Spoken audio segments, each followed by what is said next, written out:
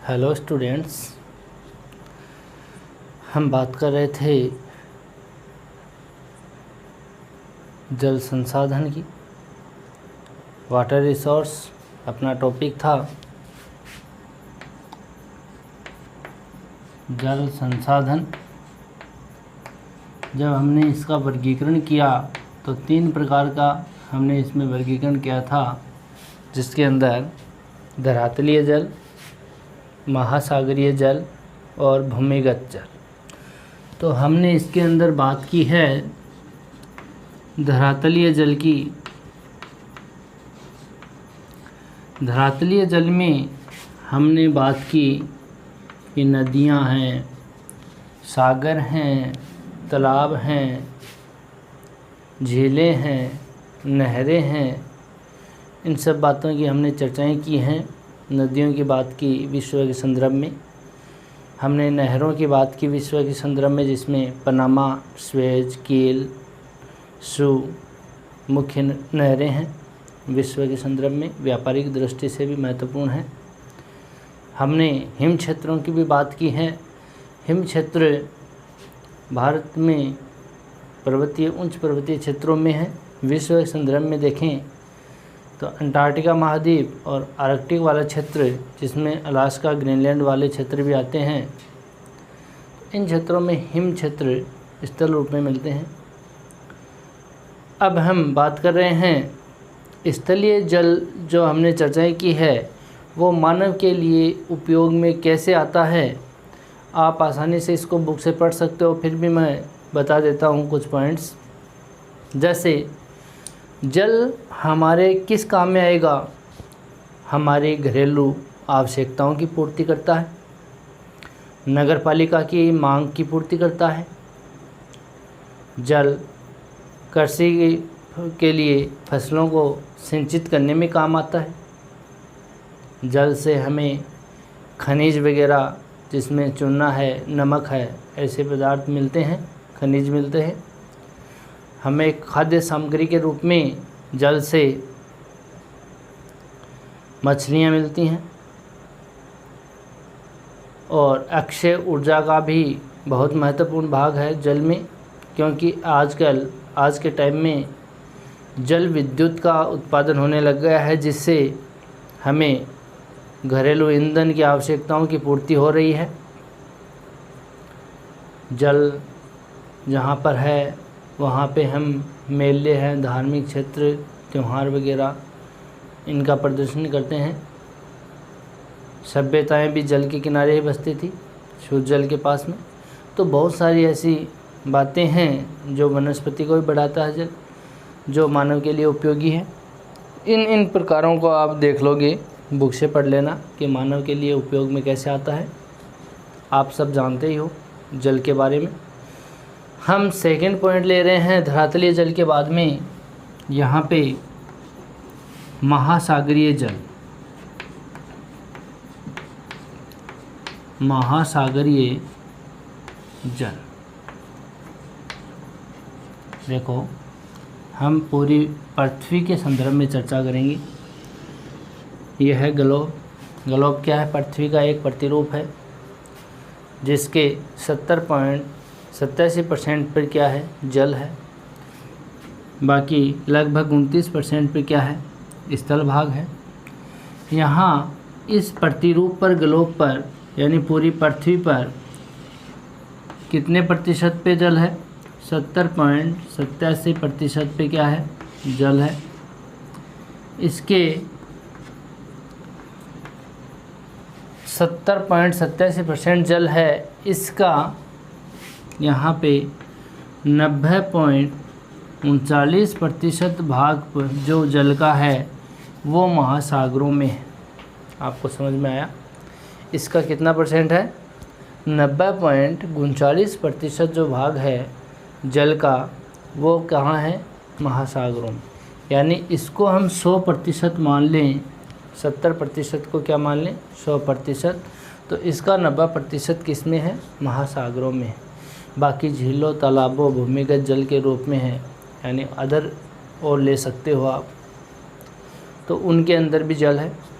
तो हम महासागरों की बात करें, यहाँ पे पृथ्वी को 2 गोलार्धों में हम बांटते हैं, एक तो उत्तरी गोलार्ध और एक दक्षिणी गोलार्ध, जिसको विभाजित करने वाली रेखा है विषुवत रेखा, जिसको हम इक्वेटर भी बोलते हैं। इस इक्वेटर के उत्तरी भाग में या उत्तर में यहाँ पे जो भाग है, पूरा क्षेत्र है, यहाँ पर स्थल और जल दोनों हैं, जिसमें से यहाँ पर इस भाग में 40% तो क्या है, जल है, और 60% क्या है, स्थल है। समझ गए बात? यानी इस गोलार्ध के 40% भाग पे तो क्या है, जल है, और 60% पे क्या है, स्थल है। स्थल के रूप में यहाँ पर उत्तरी अमेरिका महाद्वीप है, यहाँ पर यूरोप, एशिया है, और जलीय रूप में हम देखें तो यहाँ प्रशांत महासागर और अटलांटिक महासागर और आर्कटिक महासागर है। ठीक है, तो यहाँ पर इस गोलार्ध में सब ज़्यादा प्रधानता किसकी है, स्थल भाग की है। तो इस भाग में स्थल भाग की प्रधानता होगी तो इस गोलार्ध को ही स्थल गोलार्ध कहते हैं। वैसे ही हम दक्षिणी गोलार्ध की बात करें तो यहाँ पे 80% तो क्या है, जल है, और 20% क्या है, यहाँ पे स्थल है। स्थल में हम देखें तो यहाँ पर स्थलीय भाग में दक्षिण अमेरिका है, अफ्रीका है, ऑस्ट्रेलिया है, और अंटार्कटिका भी स्थल भाग आप देखो तो यहाँ पे स्थल भाग है। लेकिन अंटार्कटिका महाद्वीप बर्फ़ से ढका हुआ है, उसका आज तक किसी को पता नहीं चला कि यहाँ पे जल है या स्थल है, क्योंकि उसकी खुदाई नहीं कर पाए हैं अभी तक। तो उसकी खोज अभी लगातार जारी है, भविष्य में उसका भी पता चल जाएगा कि वहाँ स्थल है या जल है। तो यहाँ पे इस क्षेत्र में बाकी सागर के रूप में प्रशांत महासागर है, अटलांटिक महासागर है, यहाँ पर हिंद महासागर और अंटार्कटिका महासागर, जो कि महासागरों की श्रेणी से हटाया गया है। अभी 4 ही महासागर को वरीयता प्राप्त है, वैसे 5 महासागर हैं, जिसमें से हम बात करें प्रशांत महासागर, अटलांटिक महासागर, हिंद महासागर, आर्कटिक महासागर और अटलांटिक महासागर, 5 महासागर हैं। लेकिन अटलांटिक महासागर को महासागरों की श्रेणी से हटाया गया है। कारण क्या है कि वहाँ पर बर्फ़ के रूप में स्थल भाग मिलता है, यानी वहाँ पे चारों तरफ हिमाच्छादन है, यानी पूरी सतह जो है वो बर्फ़ से ढकी हुई है। तो वहाँ पे कह नहीं सकते कि वो जलीय क्षेत्र है या स्थल वाला क्षेत्र है। तो इस गोलार्ध में ज़्यादा भाग किसका है, जल का है। अगर जल का है, प्रधानता है जल की यहाँ पे, तो इस गोलार्ध का ही नाम जलीय गोलार्ध हो गया। क्या नाम हो गया, जलीय गोलार्ध हो गया। तो यहाँ पे उत्तरी गोलार्ध को स्थल गोलार्ध, दक्षिणी गोलार्ध को जलीय गोलार्ध कहा जाता है। आगे की बात करें हम महासागरों की, कितने प्रकार के महासागर हैं यहाँ पे बात करें हम एक एक की। यहाँ पे सबसे बड़ा महासागर प्रशांत महासागर है, प्रशांत महासागर।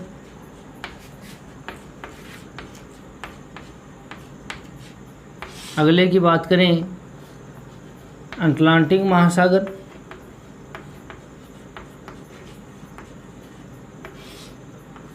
अटलांटिक महासागर। नेक्स्ट है हिंद महासागर,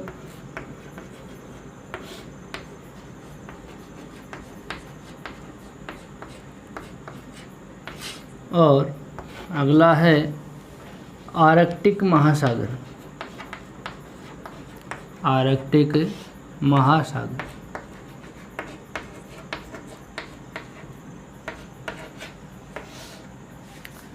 इसके अंदर हमें देखना क्या है, इन महासागरों में क्या पढ़ना है, इनका विस्तार कहाँ पर है, इसके दोनों तरफ यहाँ कौन से महाद्वीप हैं, इसके सीमांतों पे कौन कौन से सागर हैं, यहाँ पे कौन सी गर्त है, इसकी गहराई कितनी है, ये चीज़ें हम देखेंगे। इनका महत्वपूर्ण भाग मानव के लिए कैसे है, तो यहाँ महासागरीय जल की चर्चाएं करेंगे। हम एक एक को मानचित्र में अगर पढ़ेंगे तो वो अपने को ध्यान में रहेगा, तो इसको ध्यान से देखना। यहाँ पे हम मानचित्र में इसको ले रहे हैं। मानचित्र और ग्लोब में कोई फ़र्क नहीं है, उसको बनाने का फ़र्क है या उसको देखने का अपनी दृष्टि का फ़र्क है, और बाकी दोनों की बातें सेम हैं, दोनों सेम हैं। यहाँ पे हम बात करेंगे पूरे विश्व के मानचित्र में एक एक महासागर का हम बात करेंगे। यहाँ पे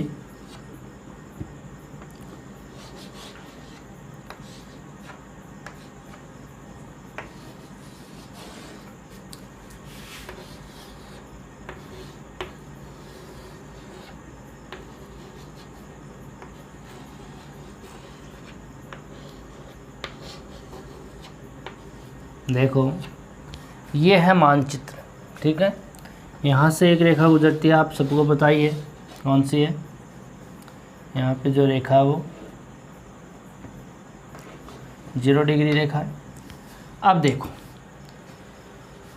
ऐसे होता है ग्लोब, कैसे, इस तरीके से, मतलब गोल, बॉल के समान।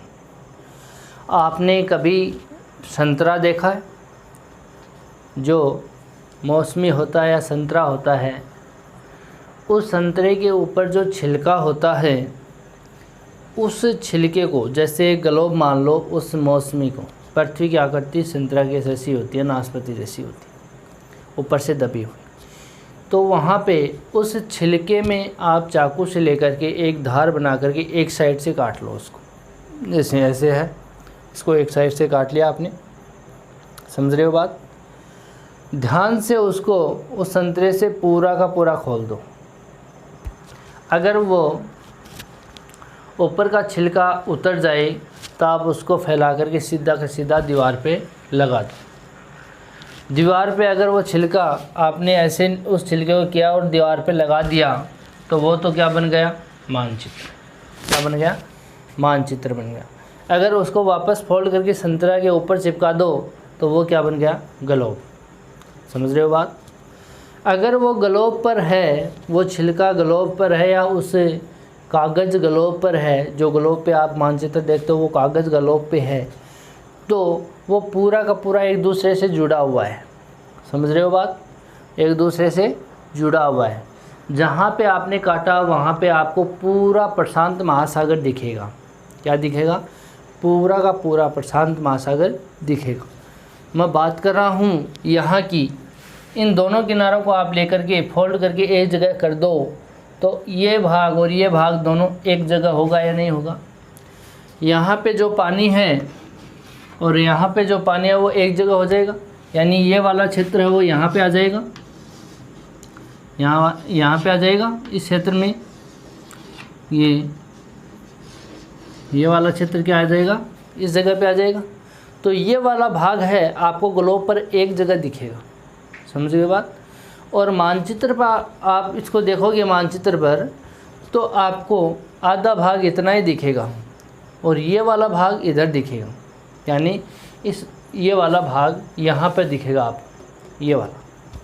समझ गए बात।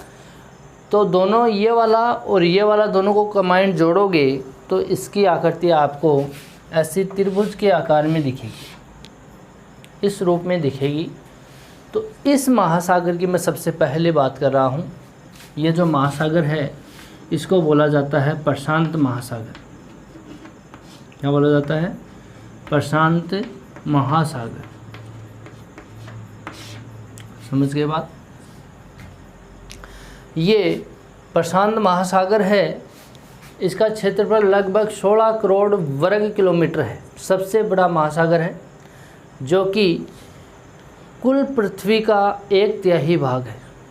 यानी कि इस पूरी पृथ्वी का हिस्सा किया जाए तो यहाँ पे मान लो यहाँ से लेकर के यहाँ तक एक हिस्सा, यहाँ से यहाँ तक दूसरा हिस्सा, यहाँ से ये वाला और ये वाला तीसरा हिस्सा, यानी कि 1/3 हिस्से पे प्रशांत महासागर है। हम बात करते हैं पहले पेंजिया था, पेंजिया के चारों तरफ पानी था, पेंजिया था महाद्वीप थे, एक जगह जुड़े हुए थे, उसकी तरफ चारों तरफ पानी था। वो पानी प्रशांत महासागर का था जिसको हमने पेनथालासा कहा। अब चारों तरफ ये बढ़ के इसका पानी इधर आने लग गया और महासागर बन गए। तो ये पेनथालासा का पानी है, पेनथालासा का पानी यहाँ भी आ गया, यहाँ पर भी आ गया, ये प्रशांत महासागर का ही पानी था। ये अवशिष्ट रूप में बचा हुआ महासागर है। अब धीरे धीरे ये प्लेट उत्तर की तरफ जा रही है और इसका सिकुड़न बढ़ रहा है, इधर वाली प्लेटें इधर आ रही हैं, तो ये प्रति ईयर कुछ सेंटीमीटर खिसक रहा है। यानी ये एक दिन ऐसा आएगा कि ये दोनों हिस्से वापस एक हो जाएंगे, ये दोनों आपस में जुड़ जाएंगे और प्रशांत महासागर यहाँ से गायब हो जाएगा। ऐसा भूगोलवेत्ता कहते हैं कि प्लेटें अब भी प्लेटों में संचलन की क्रिया होती है, यानी प्लेटें एक दूसरे की तरफ खिसक रही हैं। आगे भविष्य में जाकर के ये प्लेटें जुड़ जाएंगी। बीच का जो पानी वाला भाग है इसमें या तो कोई पर्वतीय क्षेत्र बन जाएगा मलबे में, या ये पानी अलग महासागरों में जाकर के वहाँ पे अपना प्रभाव दिखाएगा। तो यहाँ पे जो प्रशांत महासागर है ये कुल पृथ्वी के लगभग 40% भाग पे है। यहाँ पे हम देखें इस क्षेत्र में, अगर यहाँ पर इधर देखो या इधर देखो एक ही बात है, यहाँ पे पूरा एक साथ देख रहे हैं। ये उत्तरी अमेरिका, ये दक्षिणी अमेरिका, ये एशिया और ये ऑस्ट्रेलिया महाद्वीप हैं। यहाँ पर अगर हम बात करें तो ये वाला क्षेत्र है साइबेरिया वाला क्षेत्र, ये अलास्का वाला, यहाँ पे ये अलास्का है।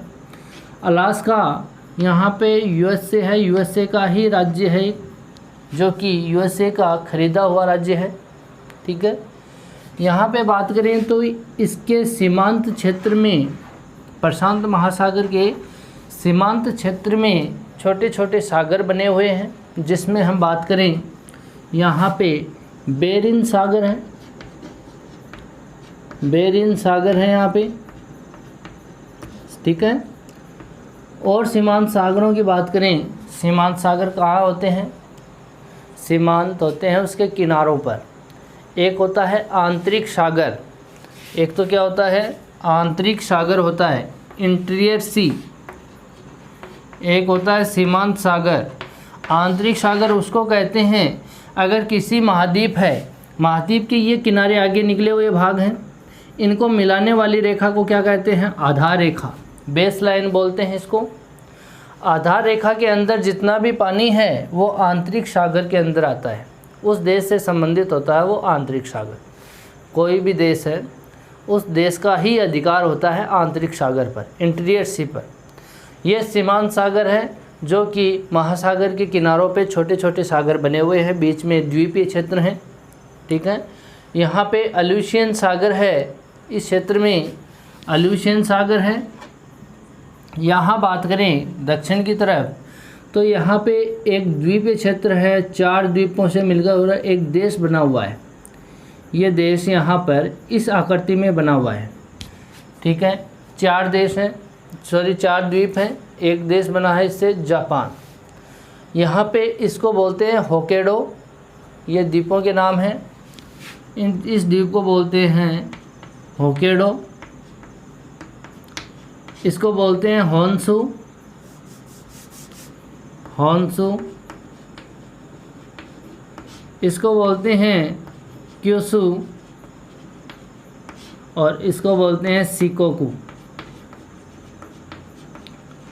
इन द्वीपों से मिलकर के एक देश बना है जापान। इस जापान के पास में सागरों की भरमार है जो कि प्रशांत महासागर के सीमांत सागर है।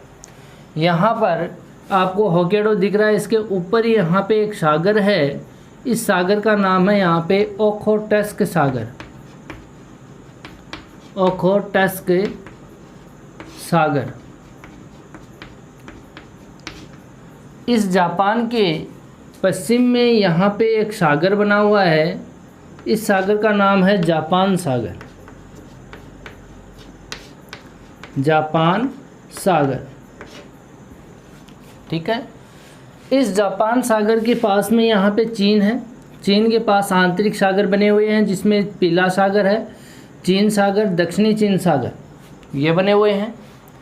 आगे की बात करें तो यहाँ पे फिलीपींस द्वीप समूह है। यहाँ पे कौन से द्वीप हैं? फिलीपींस द्वीप समूह। तो इनके पास भी यहाँ फिलीपींस सागर है।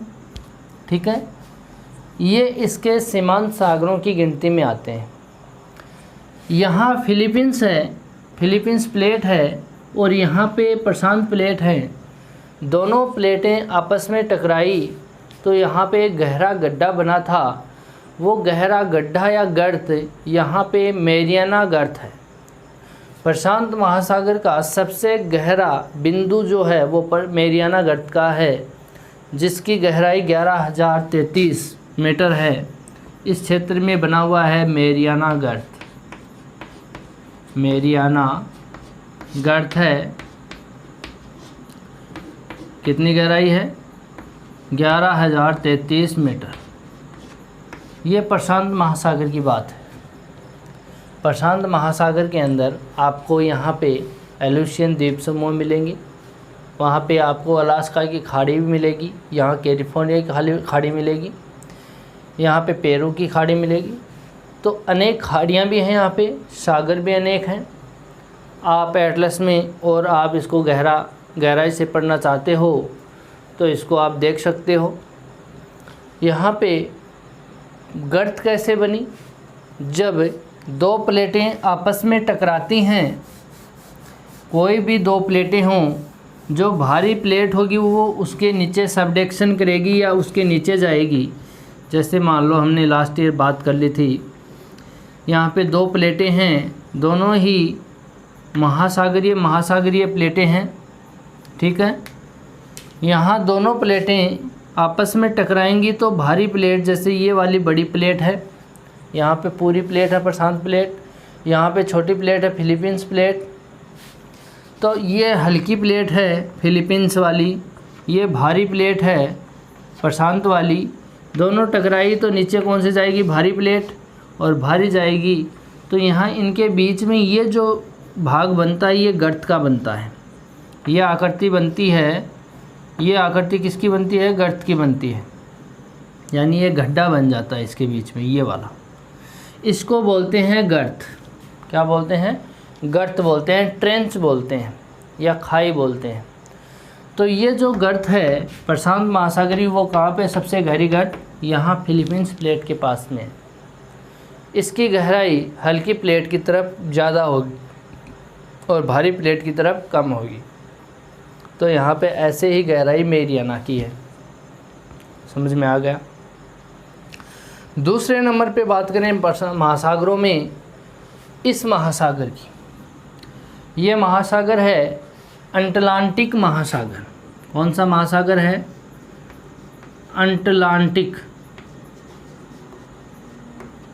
अटलांटिक महासागर है। इसकी आकृति आपको ऐसे एस आकार में देखने को मिलेगी। कैसी मिलेगी? एस आकार में। इसका क्षेत्रफल है, इसका पूरा क्षेत्रफल यहाँ पे है 8.2 करोड़ वर्ग किलोमीटर।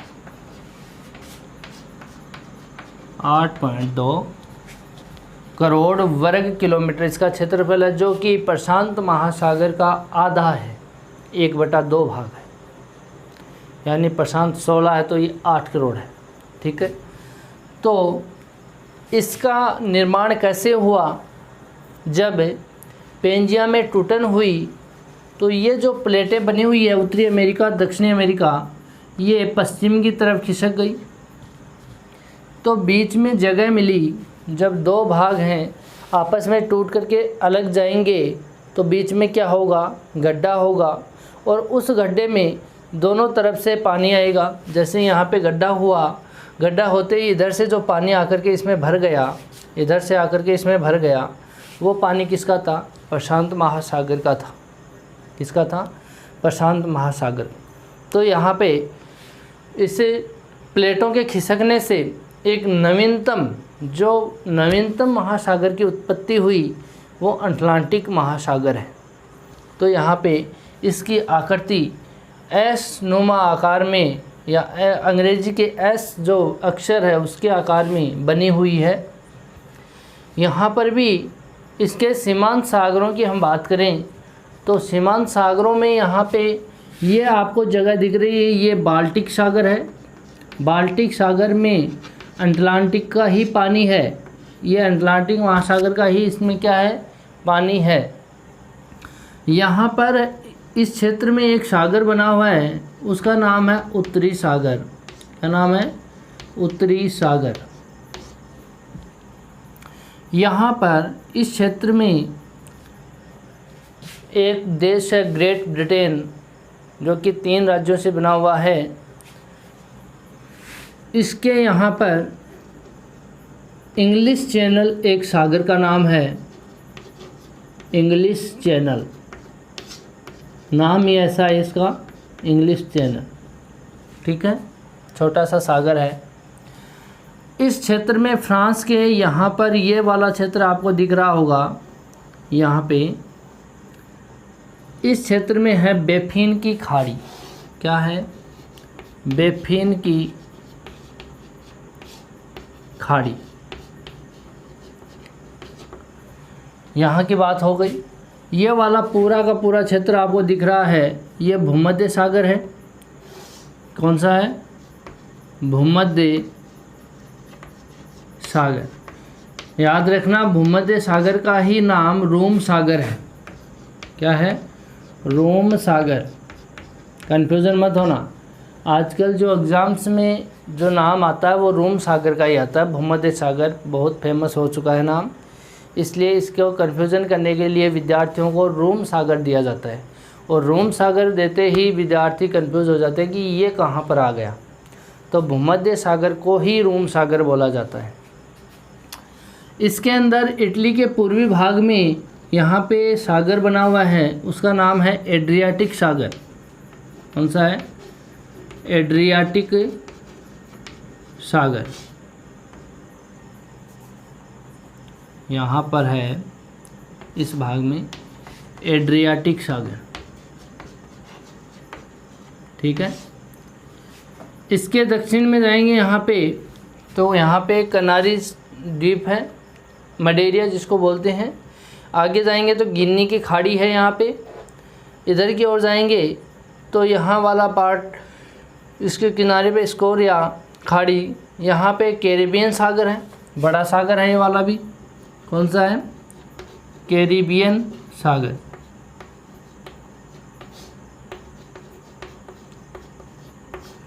यहाँ पे छोटा सागर बना हुआ है जिसका नाम है सारगेसो सागर।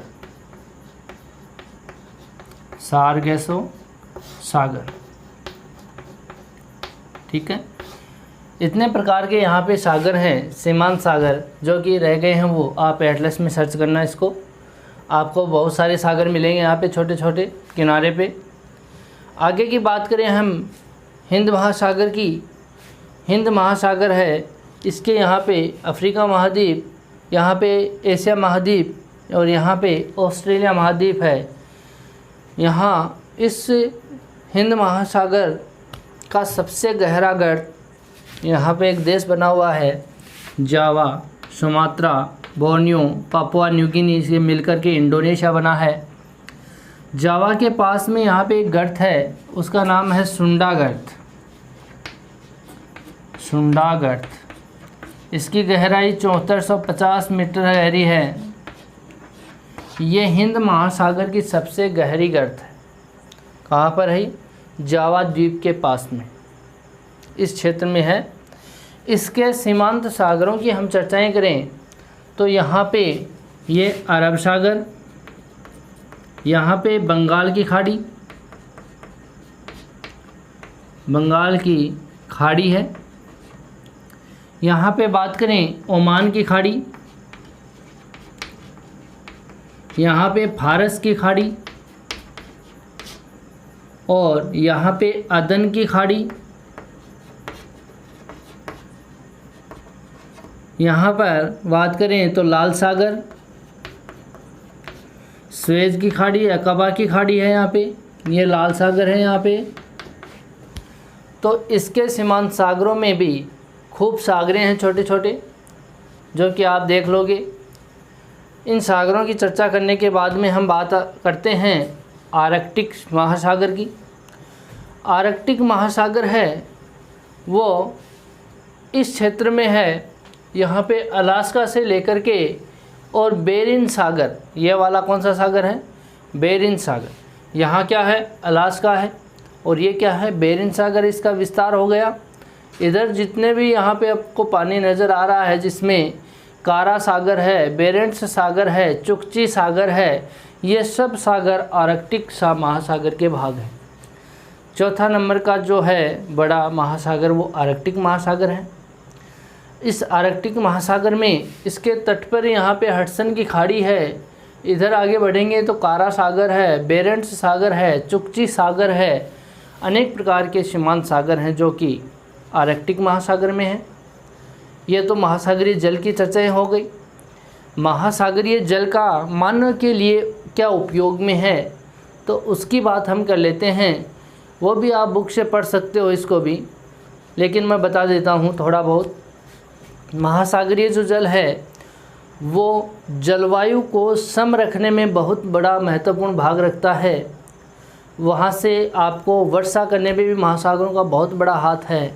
जब जलवायु से के रूप में हम देखें तो तापमान अगर ज़्यादा पड़ रहा हो और वहाँ पे पास में महासागर हो, तो उसकी आर्द्रता को सोख करके तापमान व जलवाष्प के रूप में उस आर्द्रता को वायु में मिला देगा और वहाँ के वातावरण को सम बना देगा, और रहने के लिए वो मौसम अच्छा रहता है। हम महासागर को व्यापारिक दृष्टि से अंतर्राष्ट्रीय स्तर पर अगर व्यापार करना हो तो वो जलमार्गों के माध्यम से होता है। जलमार्गों के रूप में सबसे व्यस्त, विश्व का सबसे व्यस्त जो जलमार्ग है वो यहाँ पर इस क्षेत्र में उत्तरी अटलांटिक महासागर का जलमार्ग है, वो है सबसे व्यस्त है। अंतर्राष्ट्रीय स्तर पर जो व्यापार होता है वो इन्हीं जलमार्गों के माध्यम से होता है। महासागर मनोरंजन के लिए भी मानव के उपयोग में आता है। वहाँ पे नाव चलाने के रूप में या अदर एक्टिविटी के रूप में भी काम में लेते हैं। यहाँ से हमें खनिज संपदाएं अथाह भंडार में मिलती हैं। खाद्य सामग्री में हमें मत्स्य पालन वाला क्षेत्र भी मिलता है। मछलियाँ यहाँ से हमें खाने के रूप में मिलती हैं, खाद्य सामग्री के रूप में। हमें महासागरों से अक्षय ऊर्जा, जो जल विद्युत ऊर्जा आज के टाइम में सबसे महत्वपूर्ण पार्ट बनी हुई है। ईंधन के बचाने के लिए कोयला इतना नहीं है, जिसके कारण कोयला समाप्त होने के कगार पे है। उसकी जगह हम जल विद्युत का अब उपयोग ज़्यादा करने लग गए हैं। विकसित जो देश होते हैं वो जल विद्युत को ज़्यादा महत्व देते हैं, क्योंकि उनके पास अधिक पैसा है, वो उन संसाधनों को खरीद फरोख्त कर सकते हैं। गरीब देश अभी जल विद्युत के संपर्क में नहीं आ पाए हैं, लेकिन विकसित देशों में जो भी जल विद्युत करते हैं वहाँ पे तो वो बहुत ज़्यादा करते हैं, जिसमें सबसे ज़्यादा जल विद्युत की जो संभावना है वो अफ्रीका महाद्वीप में है। लेकिन जो अमेरिका देश है और यूरोपियन कंट्रीज़ हैं, ये विकसित देशों की श्रेणी में आते हैं, जो कि महासागरों से जल विद्युत का उपयोग करते हैं। हम देखें महासागरों में अनेक प्रकार की, हमें जिसे बात करें तो वर्षा करने में भी महासागरों का बहुत बड़ा हाथ है। सभ्यताएं जो विकसित हुई, विश्व की 2/3 जनसंख्या ऐसी है जो महासागरों के किनारों पे बसी हुई है, यानी जहाँ पे पानी होता है वहाँ पे सभ्यताएं विकसित होती हैं। तो अनेक प्रकार की हमें यहाँ पे बेनिफिट्स देखने को मिल सकते हैं महासागरों के रूप में। ये हमने चर्चाएं कर ली हैं। नेक्स्ट बात हम करेंगे भूमिगत जल की, जो कि नेक्स्ट वीडियो में करेंगे। आज के लिए इतना ही। Thank you.